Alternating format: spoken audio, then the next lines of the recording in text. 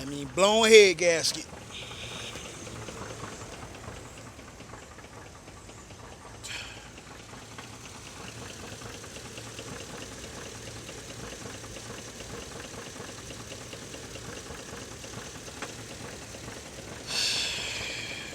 Gonna run me about 2,500, and I don't got that.